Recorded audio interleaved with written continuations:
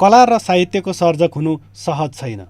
कला साहित्यको सिर्जना गर्नलाई उपयुक्त वातावरण हुनु आवश्यक पर्दछ। कतिपय नसोचेको विषयलाई पनि कलामा परिणत गर्न सकिने विषय बेलाबखत बाहिरिरहेका छन्। यस्तै आफ्नै सोख र छुट्टै पेसामा लाग्नुभयो सिन्धुलीका विशम्भर लामिछाने। लामिछानेले यत्तिकै खेर गइरहेको बोट बिरुवाका जरामा नयाँ रूप र आकार देखेपछि छुट्टै सोख पलायो। लामिछानेले 2048 सालमा एउटा रुखको जरामा जराएको सिङ, टाउको र घाँटीसम्मको आकार जस्तो भेट्टाएपछि उहाँमा नौलो कलाको विकास भयो। त्यो हो जरबुट्टा कला। आफ्नै शौकबाट जरा सङ्कलन सुरु गर्नुभएका उहाँ त्यसलाई सजाउनमै व्यस्त देखिनुहुन्छ। परिवारका सबैले उहाँको रुचि एवं कलामा साथ दिँदा लामिछाने राष्ट्रिय तथा अन्तर्राष्ट्रिय स्तरमा जरबुट्टा कलाको सङ्कलक गर्ने व्यक्तित्वको रूपमा परिचित बन्नुभएको छ। उनीहरूलाई के थाहा छ, रुखको जरा देखेपछि मेरो बाबालाई काम लाग्छ, बोकेर ल्याइदिन्छन्।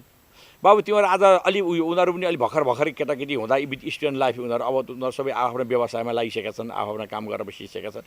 उनीहरू जङ्गल हिँड भन्दा जङ्गल हिँडिदिने, खोजेर मेरो अगाडि ल्याएर थुपारिदिने, छान्नलाई लगाउने, छानेका सेलेक्ट गरेका चिजहरूलाई बोकेर ल्याइदिने उनीहरूले काम गर्थे। बोट बिरुवाका जरा सङ्कलन गरिरहँदा आफ्नो कलाको चर्चा होला भन्ने उहाँले सोच्नु भएकै थिएन। तर बोट बिरुवाका जराहरू सङ्कलन गरी त्यसलाई सफा पारेर टेबुलमा सजाएसँगै त्यसलाई हेर्ने सकारात्मक सोच र बुझाउने क्षमता बढाउँदै गएपछि उहाँको चर्चा बढेको हो। बोट बिरुवाका जरालाई सजावटयुक्त बनाउँदैमा त्यसले नयाँ रूप लिने उहाँ बताउनुहुन्छ। लामिछानेका अनुसार प्राकृतिक रूपमा निर्मित ती जराहरू एक अर्कासँग कहिले मिल्दैनन्, सधैँ अनौठो नै देखिन्छन्।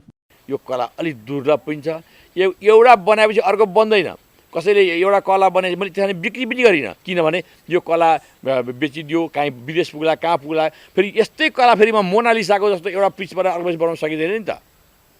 यो कला त्यसले गर्दा अलिक गाह्रो पनि छ, कठिन पनि छ। यी कला देशको सम्पत्ति हुन् भन्नुहुने लामिछाने आफ्ना कलालाई कहिले पनि बिक्री नगर्ने अठोट लिनुभएको छ। कला बिक्री गरेपछि मैले आफ्नो मृत्यु हुन्छ भन्नाले मैले कला बिक्री गर्ने कहिले पनि सोच राखिनँ। यसलाई बरु व्यवस्थित कसरी गर्ने हो, संस्थागत कसरी गर्ने हो अनि त्यतिर मात्रै लागेँ र यो दिन म मेरो देशको लागि, जनताको लागि समर्पित गरेर बिदा हुँदैछु। अहिले उहाँले 300 भन्दा बढी जरबुट्टा कला सङ्कलन गरिसक्नु भएको छ।